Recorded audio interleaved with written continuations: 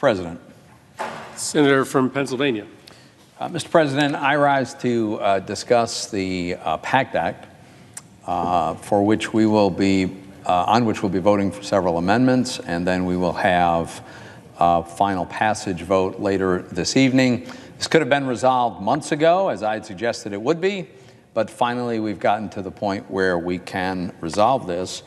And I have to say, we are witnessing a very old Washington trick playing out on what might be an unprecedented scale. And what is that trick? That trick is you take a very sympathetic group of Americans. It could be children with rare diseases. It could be victims of crime. It could be veterans who are suffering an illness after having been exposed to toxic chemicals while serving our country.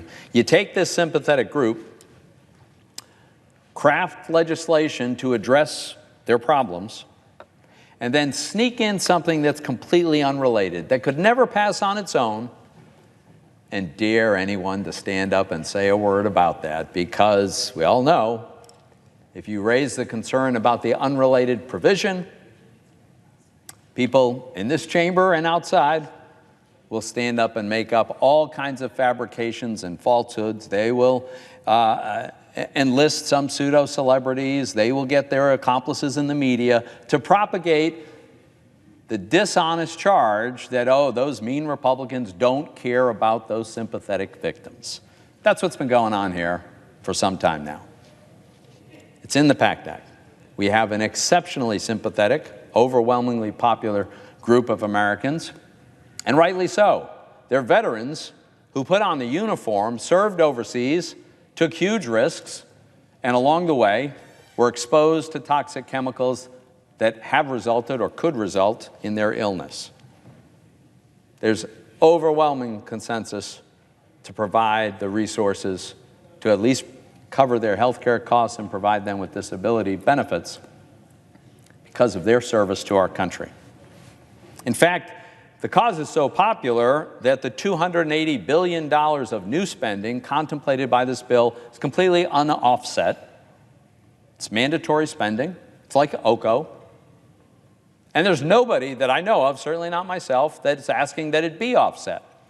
It's like, this is what we need to do. And people acknowledge this, and we agree on that. But that's not where the PACT Act ends. That's not all there is to the PACT Act. It also includes the old Washington trick. And the form the trick takes in this bill is a complicated change to budget rules that allows current spending, by which I mean spending that is going to happen under existing law unrelated to the PACT Act, that spending that is routine already, to be basically shifted off the books, so to speak, in such a way that is designed to make it easier for future Congresses to spend a whole lot more money on completely unrelated programs. The Congressional Budget Office estimates that this clever little device could result in up to maybe even a little more than $400 billion of additional spending over the next 10 years. Again, totally outside of the veteran space. Totally outside. Now, the chairman of the Committee on Veteran Affairs is my friend, John Tester, a guy I know and like. He pretty much essentially acknowledged that, yeah, the legislation could be exploited this way, but he said, but you should have faith. You should have confidence and trust in your colleagues, future Congresses, that we wouldn't do a thing like that. Seriously? I'm supposed to trust this and future Congresses not to go on a spending spree? Seriously? That's unbelievable. And by the way, if I should have that trust, then why did they design this feature precisely so they could go on a spending spree? This isn't the first time this has happened. A good example, the CHIPS program, right? That's an acronym for the Children's Health Insurance Program. It was created in 1997, a very popular program. It's mandatory spending. It's completely unoffset. It's a very good cause. That's why. In 2009, Congress started providing more funding than was necessary to fund the program, much more than would actually be spent on the kids that qualify for it. Congress did this very knowingly and started doing it annually. Why, you might ask? Would Congress provide more funding than the program requires? Because the amount by which this funding exceeds what gets spent can be spent on other programs. It's a trick. It's a budget trick that allows for more spending in unrelated areas. Crime Victims Fund, very similar dynamic. Criminal penalties go into a fund that's supposed to go to victims of crime, but they've set up the rules so that in any given year, if we spend less than the amount of money that went into this fund, they can pretend those are budget savings and then spend the money somewhere else. So my point, Mr. President, is that we've seen this before. It's being played out again, but I don't think we've ever seen it on this scale. $400 billion over the next 10 years. You know, we've got budgets and we have budget rules for reasons. They're meant to try to provide some guardrails on spending. Now, Congress can always disregard them. Any Congress can always disregard budget rules for a good reason or bad reasons. If there's 60 votes, the budget rules can be waived. By the way, there's 5 budget points of order against this bill. I'm not aware that anyone's raised a single one. We're not going to have a vote on anyone. And that's because people say the new spending for these veterans is so important, we're going to waive the budget rules that this bill breaks. And I think that's the right thing to do.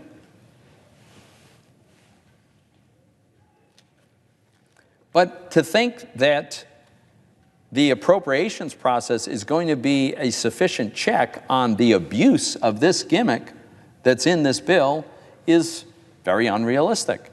You know, the Senate can always vote against a future spending bill that would take advantage of this gimmick, right? So this is one of the arguments we've heard. Well, you know, you could always vote against it if Congress were to exploit this gimmick and start spending these $400 billion.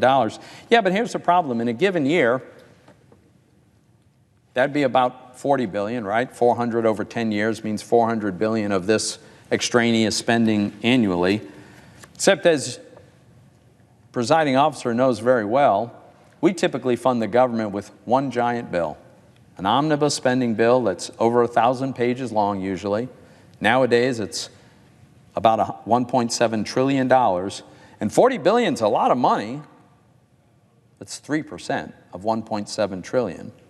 And so if you object to exploiting this budget gimmick and exploiting this loophole and spending $40 billion that shouldn't be spent on who knows what, you can vote against the whole bill, and that's your only option. Vote to shut down the government and not spend any money at all. That's no disciplinary mechanism. That's no mechanism for proper oversight. Now, you may hear that my amendment caps spending for veterans. Now, I want to be very clear about this. The chairman of the VA said, my amendment would place a limit on the amount of funding Congress could provide to cover care and benefits to veterans made available by this legislation. Could create a scenario where the VA runs out of funds.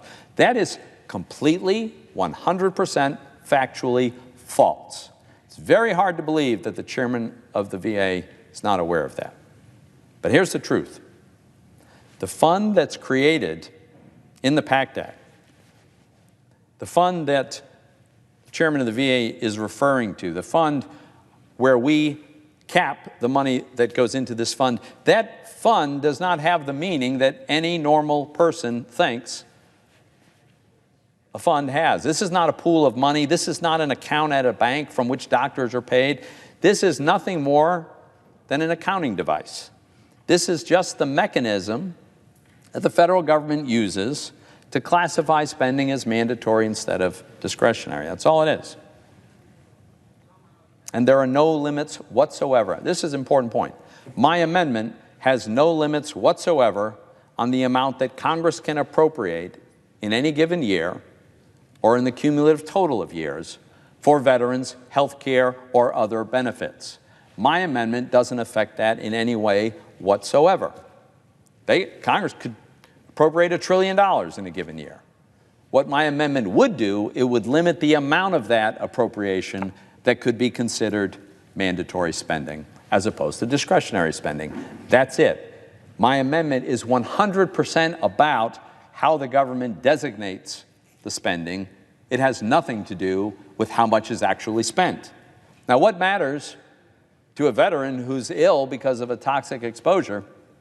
I think what matters to him is that the money's there to cover what he needs. That's what he should be concerned about. And that will be there. What I'm trying to limit is the extent to which they can use a budgetary gimmick to reclassify spending so that they can go on an unrelated spending binge. So what would happen if the cost for actually caring for veterans in a given year is bigger than the cap we set? The appropriators simply appropriate the amount that's needed. It has no, my cap has no bearing on how much appropriators can spend. It only limits how much gets treated as mandatory spending. If my amendment is adopted, spending on veterans' benefits would not be reduced by 1 penny. Spending on veterans' families would not be reduced by 1 penny. The $280 billion in new spending as a result of the PACT Act would not be reduced by a penny, would not be offset. We have no attempt to make any change to any of that. If anyone is suggesting that my amendment would in any way reduce care for veterans or require rationing of care, they're either completely misinformed or they're being dishonest. So why does this matter? Why did the authors of the bill want to create this device that shifts this spending that's going to happen anyway from discretionary spending to mandatory spending?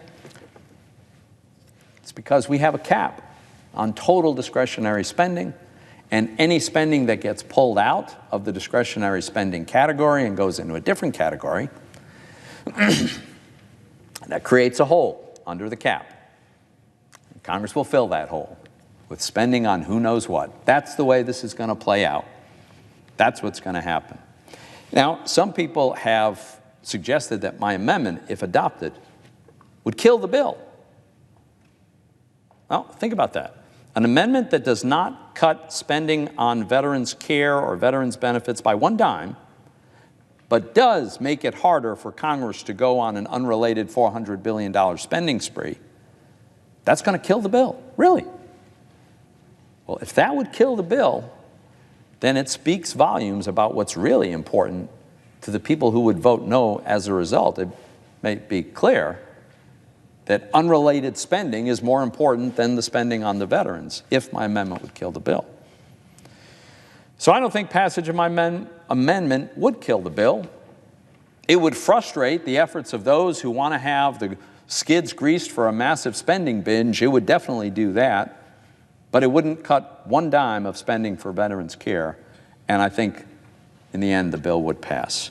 So I've got this very simple solution. It allows us to fully fund our vets. It eliminates this budgetary gimmick that greases the skids for this unrelated spending. And I would just urge my colleagues that